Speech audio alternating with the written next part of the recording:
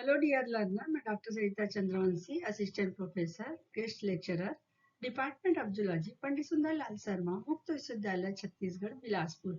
आज का हमारा विषय है आधुनिक सिद्धांत ब्रह्मांड की उत्पत्ति, model theory, origin of universe. आधुनिक सिद्धांत ब्रह्मांड की उत्पत्ति। यह प्रस्तुति ब्रह्मांड, सौरमंडल, पृथ्वी और जीवन की उत्पत्ति से जुड़े प्रमुख वैज्ञानिक सिद्धांतों को स्पष्ट करता है, तुलनात्मक और शैक्षिक रूप से प्रस्तुत करती है। इसके अंतर्गत हम लोग देखेंगे इसका उद्देश्य, प्रस्तावना, ब्रह्मांड की उत्पत्ति सिद्धांत और बिग बैंग सिद्धांत, origin of universe theory, big bang hypothesis theory. इसके बाद देखेंगे सौर मंडल और पृथ्वी की उत्पत्ति, origin of solar system and the earth. पांचवा देखेंगे प्रारंभिक पृथ्वी एवं इसका आदिम वायुमंडल, the early earth and it's primitive atmosphere.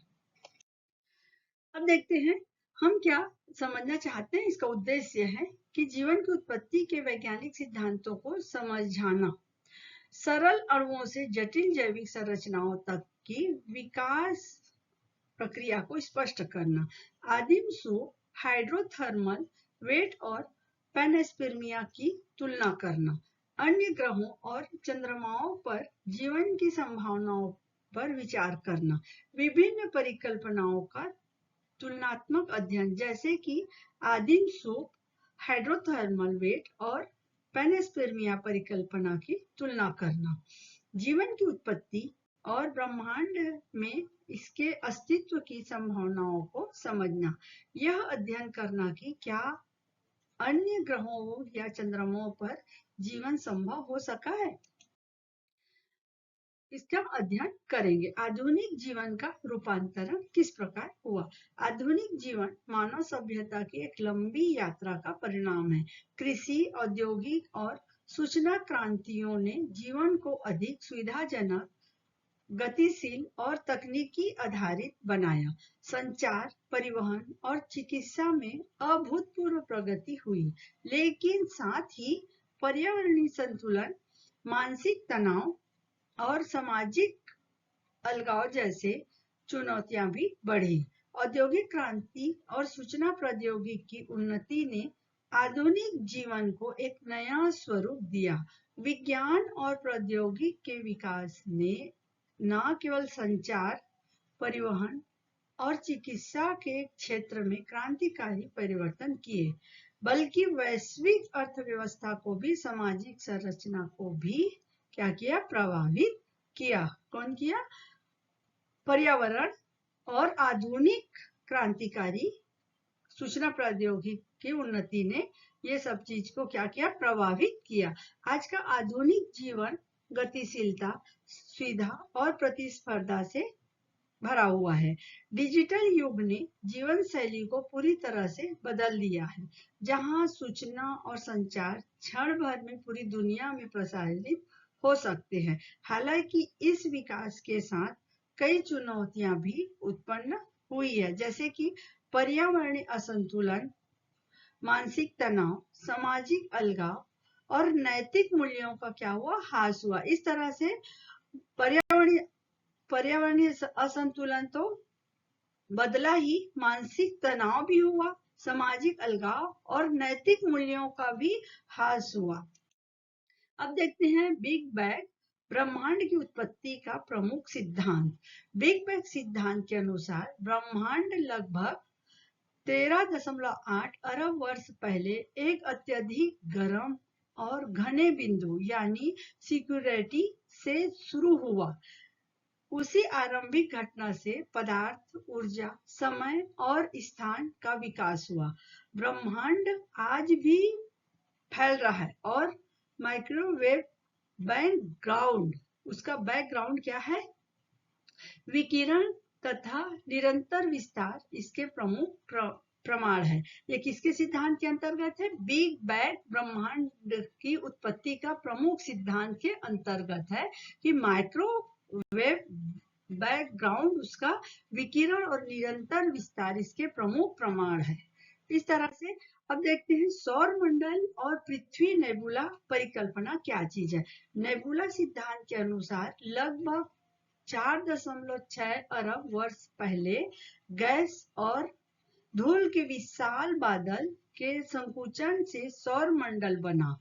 केंद्र में सूर्य विकसित हुआ और शेष पदार्थों से ग्रहों का क्या हुआ, निर्माण हुआ। पृथ्वी शुरुआत में पिघली हुई अवस्था में थी और फिर ठंडी होकर ठोस परतों में बदल गई, जिससे जीवन की अनुकूल परिस्थितियां बनी। अब देखते हैं प्रारंभिक पृथ्वी और आदिम वायुमंडल क्या है। प्रारंभिक पृथ्वी अत्यधिक गर्म और ज्वलित अवस्था में थी। ठंडा होने के साथ भारी तत्व जैसे लोहा और निकिल केंद्र की ओर चले, जबकि हल्के तत्व ऊपरी परतों और वायुमंडल में फैल गए। प्रारंभिक वायुमंडल में मुक्त ऑक्सीजन क्या थी, नहीं थी। यह उपाचायक प्रकृति का था, जिसके बाद रासायनिक प्रक्रियाओं को प्रभावित किया। इसी तरह आदिकालीन पृथ्वी का वायुमंडल बनाया। शुरू में पृथ्वी का ताप इतना अधिक था कि विभिन्न तत्वों के परमाणु मुक्त अवस्था में विद्यमान थे। ताप में कमी होने पर इन परमाणुओं के संयोग से अणुओं का क्या हुआ, निर्माण हुआ। अधिक क्रियाशील होने के कारण ऑक्सीजन ने कार्बन, नाइट्रोजन व हाइड्रोजन के साथ संयोग कर लिया। फलस्वरूप प्रारंभिक वायुमंडल में ऑक्सीजन क्या थी, मुक्त अवस्था में विद्यमान नहीं थी। अंत वे आदि वातावरण क्या था, उपचायक के रूप में था। इस तरह देखते हैं इसका डायग्राम प्रारंभिक पृथ्वी एवं उसका आदिम वायुमंडल का। पहला है मून, मार्स, वेनस, अर्थ। इस तरह से इसमें देखते हैं रेडियस कितना है, 1750 किलोमीटर मूव कर रहा है। मून रेडियस क्या है, दोनों तरफ ये भी मूव कर रहा है। इसके कोर में क्या दिया गया है, iron core, metal conversation, ocean, north hemisphere, इस तरह से दिया हुआ है। यह है मैग्नीशियम एंथ्रोसाइड्स, इस तरह से फेरस एंथ्रोसाइड और एंथ्रोस्फीयर, इसके बीचों बीच जो अर्थ दिया हुआ है उसके बीच में मिल रहा है। इसका प्रारंभिक पृथ्वी और उसका आदिम वायुमंडल का ये पार्ट है। अब देखते हैं समय रेखा प्रारंभिक से स्थिर पृथ्वी तक। कोष्कीय धूल, गर्म गैस और धूल का बादल, ठंडापन, परतों का गठन और क्रिस्टलीकरण। अब देखते हैं संकोचन। संकोचन क्या है, धूमकेतु प्रभाव और अंतर्निहितता। प्रारंभिक वायु क्या है, घटना रहित शुद्धतम प्रत्यास्थप वायुमंडल। इस तरह से यह क्रम दिखता है कि कैसे अत्यधिक गर्म अस्थिर प्रारंभिक पृथ्वी धीरे धीरे ठंडी हुई, परतों में विभाजित हुई और अंततः जीवन के लिए उपयुक्त रासायनिक वातावरण की ओर बढ़ी। अब देखते हैं जीवन की उत्पत्ति कैसी हुई। ये हम पिछले पार्ट में पढ़ भी चुके हैं। जीवन की उत्पत्ति प्रमुख परिकल्पनाओं की तुलना।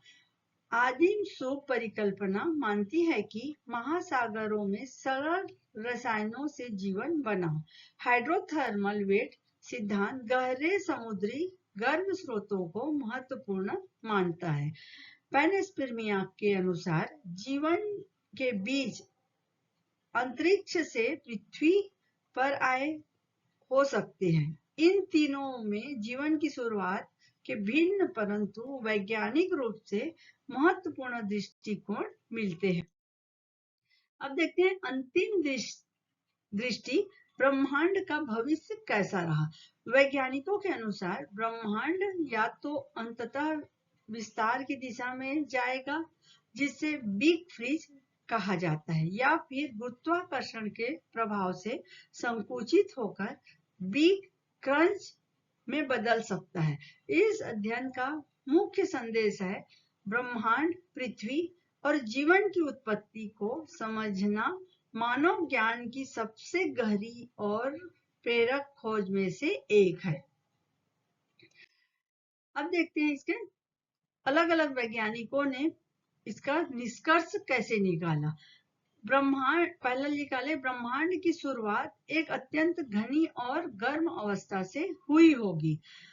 दूसरा निकाले, बिग बैंग के प्रमुख या बिग बैंग के बाद विस्तार लगातार जारी रहा।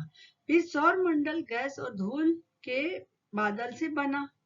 प्रारंभिक पृथ्वी का वातावरण उपचायक था। जीवन की उत्पत्ति के लिए कई परिकल्पनाएं प्रस्तावित है। इसमें देखिए इन्फ्लेक्शन का, बिग बैंग के प्रारंभिक सूक्ष्म चरण में अत्यंत तीव्र विस्तार। स्ट्रिंग थ्योरी कौन सा था? सूक्ष्म स्तर पर कंपनशील तारों से ब्रह्मांड में जो संरचना की व्याख्या की। मल्टीवर्स ने दिया एक से अधिक ब्रह्मांडों में के संभावित अस्तित्व की धारणा। ये आधुनिक सिद्धांत के अंतर्गत ग्रंथ सूची रेफरेंस बुक इस बुक से लिया गया है। धन्यवाद लर्नर। आज का हमारा आधुनिक सिद्धांत ब्रह्मांड की उत्पत्ति का चैप्टर यहीं पे समाप्त होता है।